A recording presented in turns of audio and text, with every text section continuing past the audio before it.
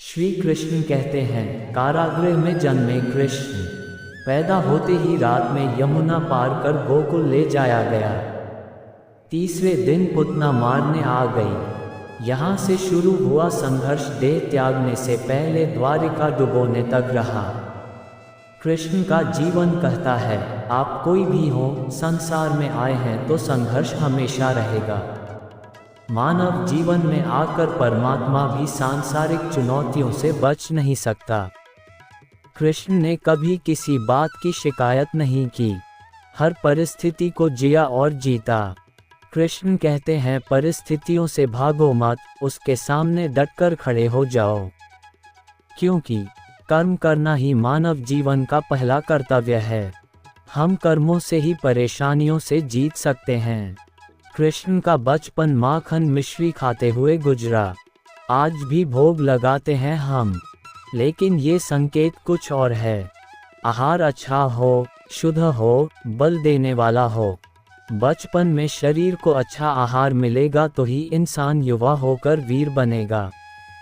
शरीर को स्वस्थ रखना है तो बचपन से ध्यान देने की जरूरत है।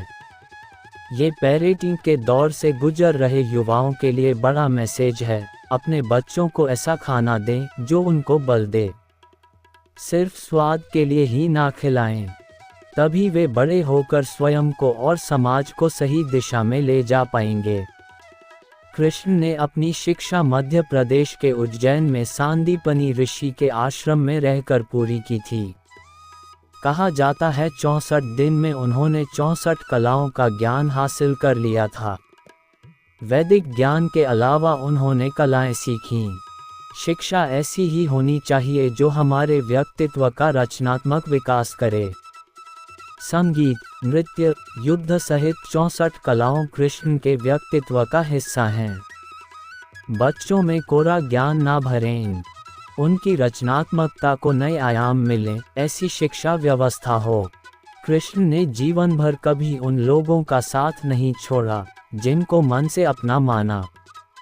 अर्जुन से वे युवावस्था में मिले, ऐसा महाभारत कहती है, लेकिन अर्जुन से उनका रिश्ता हमेशा मन का रहा। सुदामा हो या उद्धव, कृष्ण ने जिसे अपना मान लिया उसका साथ जीवन भर दिया।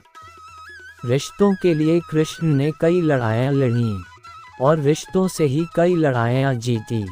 उनका सीधा संदेश है, सांसारिक इंसान की सबसे बड़ी धरोहर रिश्ते ही हैं। अगर किसी के पास रिश्तों का थाती नहीं है तो वो इंसान संसार के लिए गैर जरूरी है। इसलिए अपने रिश्तों को दिल से जिएं, दिमाग से नहीं। राक्षस नरकासुर का आतंक था। करीब 16,100 महिलाओं को उसने अपने महल में कैद किया था। महिलाओं से बलात्कार में उसे सुख मिलता था।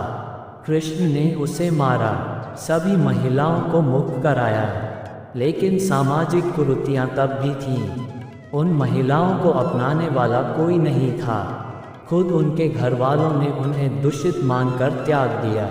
ऐसे में कृष्ण आगे आए, सभी 16,100 महिलाओं को अपनी पत्नी का दर्जा दिया। समाज में उन्हें सम्मान के साथ रहने के लिए स्थान दिलाया। कृष्ण ने हमेशा नारी को शक्ति बताया, उसके सम्मान के लिए तत्पर रहे। पूरी महाभारत नारी के सम्मान के लिए ही लड़ी गई। आप कृष्ण भक्त हैं तो अपने आसपास की महिलाओं का पूरा सम्मान करें। कृष्ण की कृपा पाने का ये सरलतम मार्ग है।